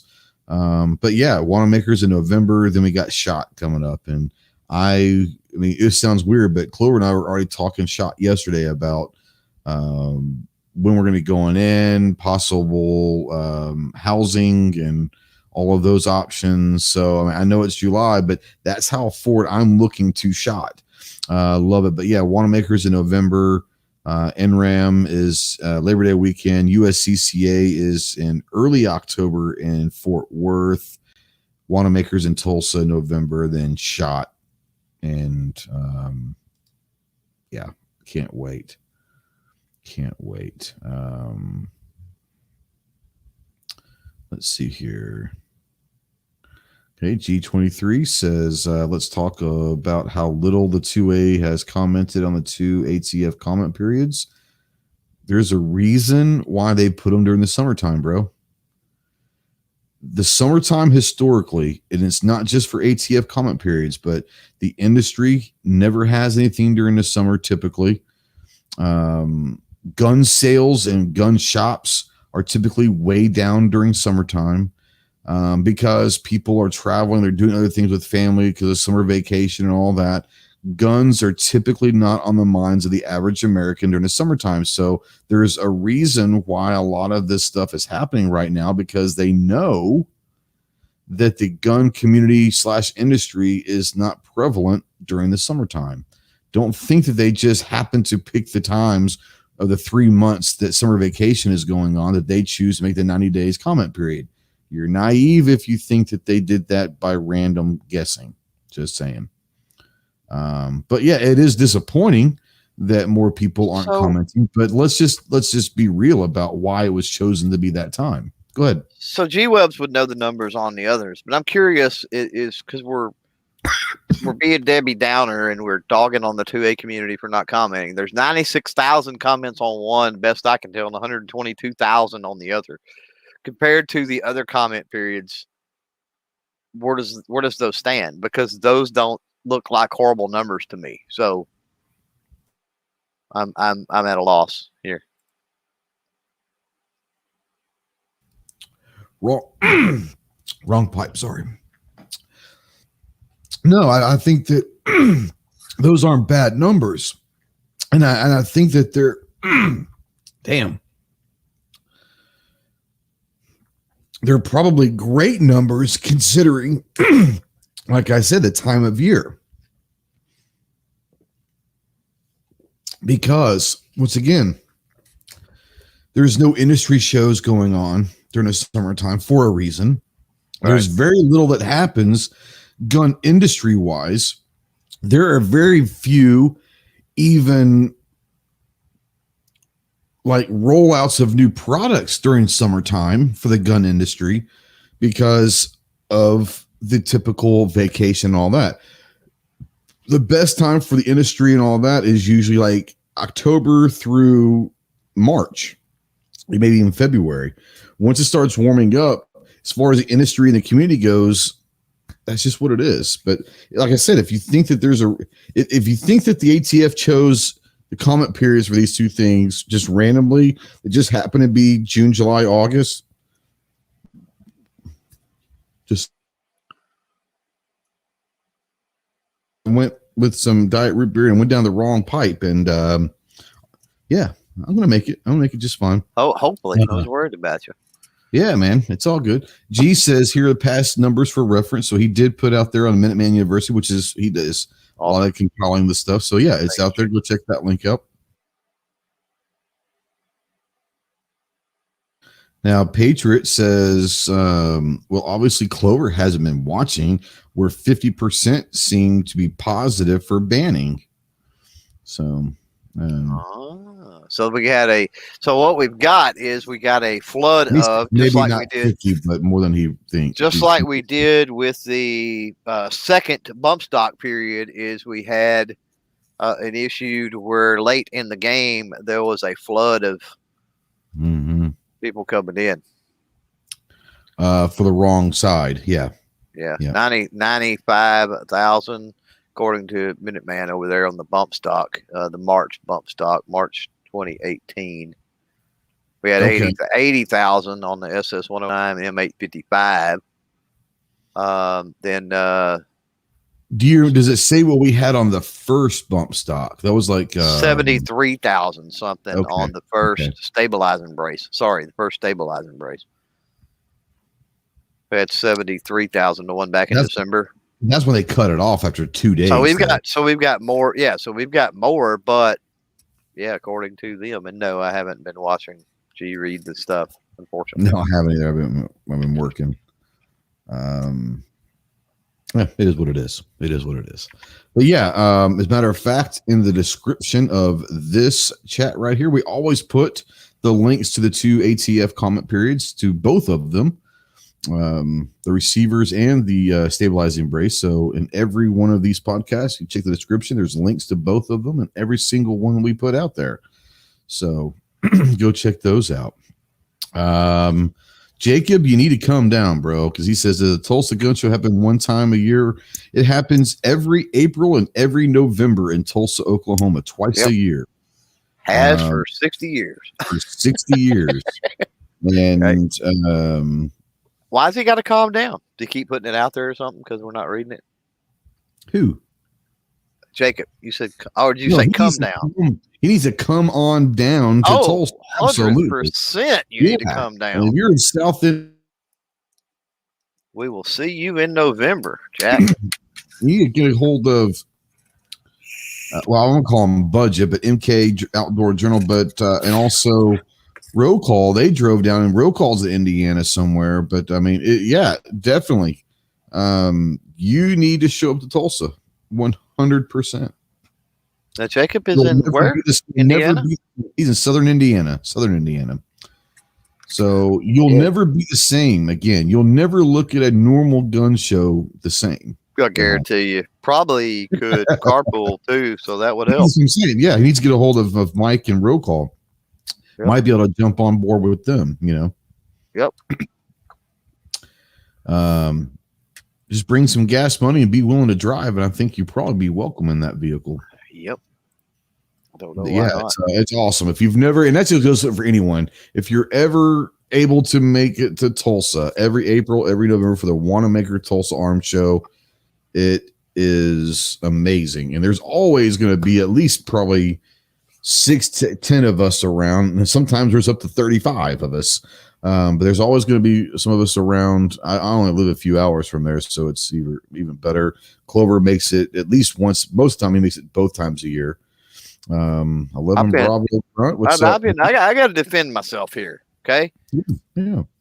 I've been every single time, with the exception of it getting canceled for like 5 years now. Well, I mean, I didn't know. There's so many things we go to. I know that there are some that I can't go to because of work, but I go at least once a year. I try to go twice a year. But I'll tell you what, I go to at least one of them every year. Gizzard Gary has got a pretty good track. Now Staub lives there, so they can't exempt. And Gizzard's pretty darn close. But Gizzard's made it I think every I time think I've Gizzard's been, about except the for same one. distance. Yeah, I think Gizzard's about the same distance that I am on the opposite side. It's that 4 hours, 3.5, 4 hours. Yeah, and y'all are just a little bit closer than me, not much. Yeah. A few hours, couple of hours maybe. Oh, he said 11 Bravo Grunt is Mario. This is his B channel. I did not know that. Well, what's up, Mario? But yeah. Yeah, Tulsa is great, and I know that we try to get G to get out there and set up maybe one of his tours and all that, but we've done cookouts, barbecues, whatever you want to call them. We've done cookouts. We've done all sorts. We've gone to dinner all together. When there's a group of us, we're always going to do something. And if there's a lot of, like, 1 year, there was like 30 something of us. So we basically took over a hotel. We just stayed in the lobby and just basically took over the hotel. But we rented a house before. We had, I don't know, 10, 12 of us in that house. Did a big cookout. I mean, we're all gonna hang out and all that. So it's yeah. If you ever get a chance out there and you want to go to the world's largest gun show, April and November, the Wanamaker Tulsa Arms Show, it is something that it's a bucket list for any person that's a firearms guy. So he said, I don't know if I can go in November. Number one, deer for arms season, November 22nd through 29. Well, we're talking about the very first weekend or something in November, first of all. Yeah. So you're good. Well, matter of fact, I'll go and look at it right now. So there we go. You have to type in 2 letters. It's November 13th and 14th. There you go. It looks like. Well, that's like 2 weeks before deer season. Yeah. November 13th and 14th this year. Week before. Yeah. So, yeah, I mean, it's definitely worth it. And people will say, well, it's too far to drive. I'm not saying to fly. If you ever have to fly, John Z's flown down from New York. You've got Cyclone's flown down from Connecticut. If you want to fly down and you're worried about getting rides and getting picked up, there's going to be at least 6, 7 people with their own vehicles. That's not going to be issue. We'll make sure you get picked up. We'll get you to the back from the show. We got you. So that is not an issue. Figure out how to get to Tulsa, and we got you from there. How about that? You know, I'm spoiled with hunting because if you have to, here's the thing. I'm totally spoiled with hunting, apparently, because Pat Hirsch out there uses the same excuse. I hear this excuse in November. I heard it with the 2A rally in November, way back when. I hear it with that. That's hunting season here. And I'm like, you can't miss a weekend of your hunting season. It's like, how limited is your windows, seriously, to get a deer? I mean, how hard is it it's like, is there 3 deer in your entire state or something? I don't get it. And maybe I'm just blessed where I live, but that makes no sense to me, how sacrificing one weekend of a hunting season is the end of the world, especially to go to the largest gun show in the world, which is an amazing experience, far beyond what you're going to have by getting a deer on a weekend that I could do any weekend of the year randomly. Just doesn't make any sense to me. But again, I live in a different part of the world and I have a different mentality when it comes to hunting. So, and I don't hunt, so it doesn't mean shit to me. So if I wanted to get a deer, I could just go on my front porch literally any night of the year. And I've got 6 of them that visit our front yard every night. Mm-hmm. Yeah, or I could drive 3 miles down the road to family land and run one over. Yeah, literally. Exactly. Yeah, Buck went this past April. Buck, he drove up with me. That was his first one, and yeah, I'm waiting on Buck. I want to see Buck buy that $35,000 lever action. That's what I want. That was the greatest thing I've ever seen. So we were looking. He was looking for a 44 Magnum or a 357 Magnum lever action rifle, and we were down there looking. And he finally, we were looking, and he goes, "I found it." I was like, "Nice." And I said, "How much?" And he said, $350. And I was like, nice. And I looked at it, I was like, damn, that's a beautiful rifle. And I looked at the price tag, and I think he saw the 350 and thought it was like .00. And I said, bro, that's $35,000. Those 2 zeros are part of the price. Oh, yeah, but it was gorgeous. It was a gorgeous rifle. But I was looking for an M1 Grand, and I never really found one that I thought was worth the money. Now, remember, April and Wanamaker this time, it was just batshit crazy for about 90% of the guns there. It's just crazy prices. He should have, if nothing else, he should have had you take a picture with him with that rifle. Now that we should have done for sure. There's no doubt about it. And at least he could brag about holding a $35,000 lever action. Yeah. He says he's paying off his credit cards right now. Right.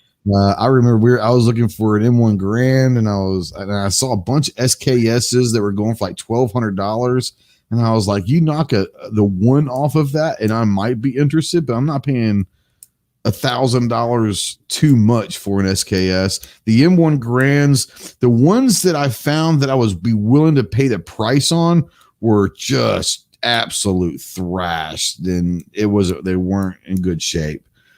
So I'm wanting to see November what prices are, because we can find some decent deals, and you found some great deals, but you had to really find a needle in the haystack to find a great deal there in April.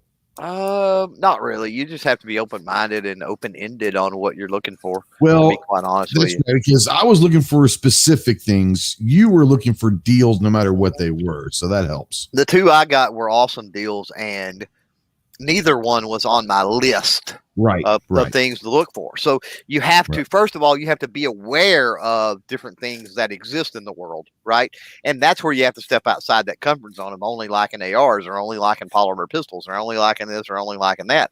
And then second of all, that's where you have to, that way you're aware, and then be open to, if I run across something that's not on my list, that's a deal, I'm going to snag it. Yeah, it's just one of those where you're going to get, I'm not going to lie, you're going to get overwhelmed the first time you go. And you can spend 2 days there doing everything. You're going to get overwhelmed the first time you go. Every time you go after that, it gets better and better and better. You've got, what do they say, 4,000 tables? Is that right? 4,000 tables. It's how many acres is it? 11 acres under one roof. I think it's 11 acres under one roof with this thing. Yep. So you could, and not that we would. They'll say, if you were going to literally stop at each individual table in the weekend, you would have like 7 seconds at each table, and you had to move on. Yeah, it might be less than that. I think it's more. I think it's like 12 or 15, but it's not much. Yeah, I don't remember. Seconds, though. Yeah, not minutes, seconds. No, I don't remember, but it's not much. Hang on. I'll go look. There are some awesome things you're going to find there.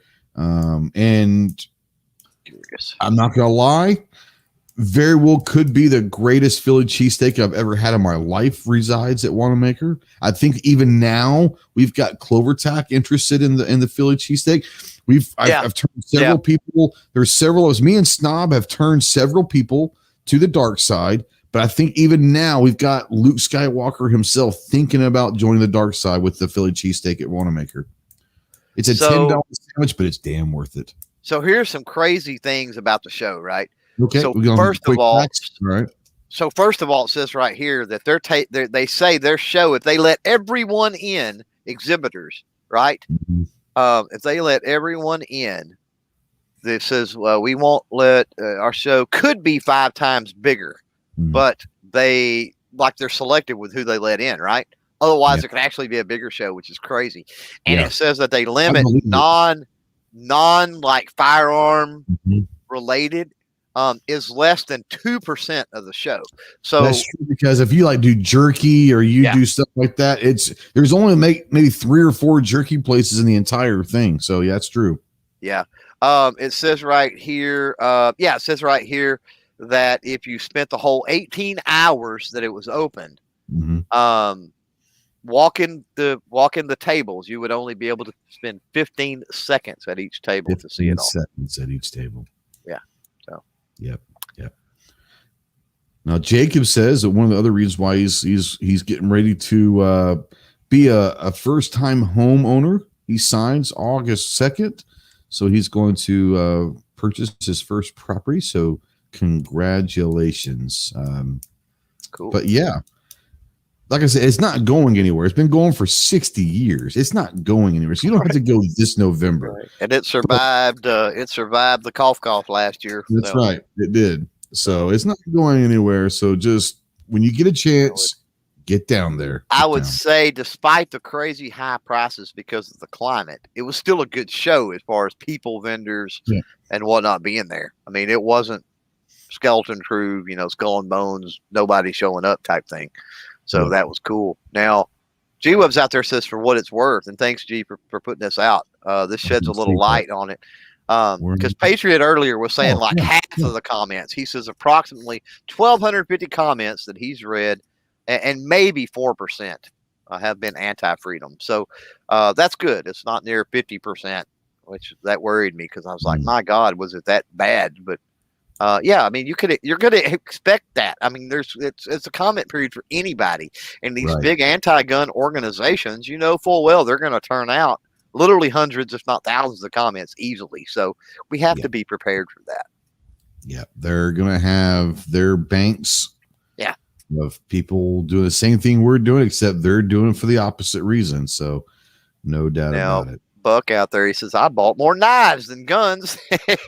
I think we all did. I came home with same amount. I bought the same amount. So yeah, I think I came home with maybe 5 or 6 knives. Yeah, you did. So no guns and 5 or 6 knives. Now I was happy with the knives that I came home with, but yeah, I definitely came home with. Now I loaded up on targets. I got yes, you did. Bunch of targets, but I usually do because that's the best way to get them, save on shipping. Yep. Yeah, guys, check out Wanamaker. It's definitely worth it. Clove, I'm going to give you a few extra minutes because not only do I want you to talk about the Clover Tack stuff, but I do want you to spend some time if you want to talk about the Clover Tack Cards channel as well. So yeah, I mean, I can do that. I mean, the Clover Tack channel hasn't gone anywhere. Now I did upload a video earlier. I haven't uploaded a video in a while. I've been really frustrated with the whole firearm side of things. I'm not going to mix any words or lie about that. Other creators, the viewers out there, YouTube, myself, unforeseen circumstances, financial situations. There's a lot of frustrations around the Clover Tack channel. And so that's something I've been dealing with over the last couple of weeks, at least. But prior to that, working on different mechanisms, things to fun. I mean, we've got to go to shows. We got to have ammo. We've got to do so many things. It costs money with the firearm side of things. It's just crazy. And something popped up on my feed one night about a month ago. And it was people doing sports card, opening sports card packs and doing breaks. And I used to be really big into that hobby back into the late, 80s up through like the early 90s. Fell out of sports the mid 90s, late 90s. I haven't followed since. So like modern players and people since then, I don't know who they are.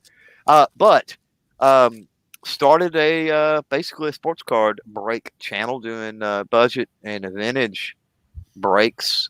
And it's moving along, but slowly trying to build some content with that. Just started releasing some YouTube shorts. YouTube shorts have been really great. And I know you haven't had a lot of luck with them, Ghost, but I've had some wonderful luck. I've got my Smith & Wesson Model 10 short on the Clover Tack channel now. It's just blowing up. And the cool thing about those is they blow up worldwide. I got a comment on it today that was in Portuguese. So I'm guessing probably Brazil. But Portugal. Right. Well, that's true, but most likely it's probably Brazil. Yeah. See, mostly I think it's Brazil, but got that comment today, and then of course use Google Translate to communicate back and forth, and just cool stuff. But so yeah, I started either yesterday or today or something. Started doing some YouTube shorts on the CloverTech Cards channel to see if maybe that might boost and help grow a little quicker and stuff like that. But the wonderful thing is I can have fun on there. We'll do some live streams. I've done a few. We'll do a few more. So yeah, if you're into sports in general, especially older sports or stuff like that, check that one out. But more importantly, go watch the video that dropped today on the CloverTech channel, because that's part of where my frustration and discouragement is been discouraged, is things have just fell off on that. The Texas Constitutional Carry, man, I don't know. I guess maybe I got used to the wave or the rush, from covering that or something. I don't know. And when everything fell off, it just, I don't know, created frustrations for me. But I found ways to deal with it in the CloverTech Cards channel. So check us out there if you, like I said, if you're into that sort of thing. Clover was being a little bitch there for a while, and it's okay. We love you. But he's cowboyed up. And like I said, no, I've actually been on, I don't know if I did a live one or not, but I recorded some videos on the cards. I was really big into cards growing up. Yeah, there's baseball, some football, very little basketball, but big baseball guy. And I'm having a blast because I had to go back and I'll try to go find some of my old cards, and I'm having a blast with it. So there is literally, for those that are interested in that, there is literally you've been on 4. Because there is literally a playlist over there on the channel, Trey with Ghost Tactical. There you go. So if you want to just watch the videos where Ghost jumps in, we'll go hit up that playlist. Had a blast doing it, and I look forward to doing a lot more with you too. Because, like I said, I was really big into it, and for me, I have 2 full complete sets at one point. Still have most of it. But everything from 1975 to 1990 in baseball, tops. I was a tops guy. Now, Patriot out there, he says, any bowling cards? No. Now, my very first video I broke. I didn't know they had bowling cards. Oh, they've got cards for anything and everything. Yeah. Now, the very first video on the channel, I broke into an old pack of Empire Strikes Back cards and then some James Bond cards. But he says, I think I have a couple packs of those left. If you want to donate them to the channel, I'll break them on the channel, bro. Send them to me. I would love to do that if you're willing. Let me know, and I'll give you a shout when I do it, of course. There you go. Yeah, that'd be kind of cool. I know that you've been talking about doing some special things with the cards. I know people have requested some and all that. If somebody have requests or want to maybe purchase some of the cards that you have or whatever, is that okay to contact you, or are you at that point yet? I'm not really to that point yet. But that's the idea. So I talked about, being able to add a revenue stream somehow, right? So the idea is the cards that I, break and stuff like that, I'm going to end up making some mystery packs. And there'll be certain themes, like every card in the pack will be a Hall of Fame player, or every card in the pack will be a rookie, or every card in the pack will be an all-star, something along that lines. And of course, proceeds from that will help buy more cards, obviously, to break on the channel, but hopefully spill over into helping fund CloverTech and buy ammo and do other things as well. And then all of because you break these and you end up with so many commons. I know there's a lot of folks out there that, like certain teams, and maybe they want them to wallpaper a man cave wall with, right? Or glue to the countertop and maybe lacquer over them or something like that. You live in Cincinnati, you might like just any red card you can find, With the Reds, yeah. And so, the commons are good for that sort of stuff, decoration. My wife is actually working on an idea to make coasters out of baseball cards and stuff. So unlike the firearms, what are you going to do with firearms and stuff? You know what I mean? And I mean, it's yeah, you mean you could turn around and sell them, but it's not like we're getting firearms every day of the week. And I can buy a box of cards for, $20. I'm getting 350, 400, 500 cards out of there. So, there's an opportunity to do a lot of different things. But with those commons, hit me up. Let me know your favorite teams, and I'll put those back for you. Now I am going to ask that you pay the shipping cost on them, because cards are made out of paper, and paper can get heavy. But it won't be terrible for the amount of cards you're getting. But yeah, there's a lot of different things that we're going to be doing moving forward over there. I think that's pretty cool. Yeah, like I said, I've been on. I didn't really. Yeah, 4 times. That sounds about right. And I'm looking forward to being on. I enjoy it, and it kind of re-sparked fond memories of doing the collecting, and so I've had a good time with that for sure.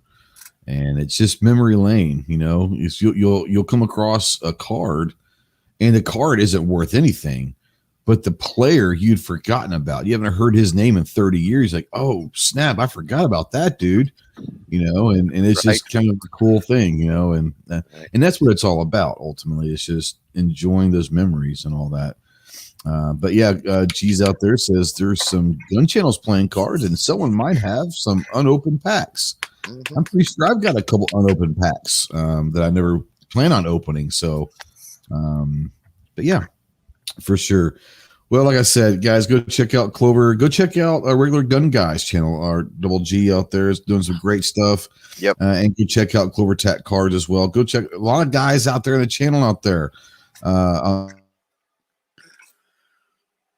Channels. Go check out everybody's stuff. Support our whole community. Like, share, subscribe to everybody. The sharing really does help. I know it sounds crazy. It might take a few more seconds than just hitting a thumbs up or a subscribe button, but a share really does help out. So if you find someone that you like their content and you think others might like it as well, share it. And you never know. It really does help out. So guys, thank you so much. If you're watching live, thank you for everyone that hung out with us for the last 2 hours. We really appreciate you guys. Thank you to the patrons and channel members. Love you guys. If you're watching a replay or listening in podcast form, like I said, if you have any questions or comments or want to be involved in the conversation, utilize the comment section below on whatever platform that you are watching or listening on. But we do appreciate you very much, especially the ones that are always here every week in the live. So we appreciate you.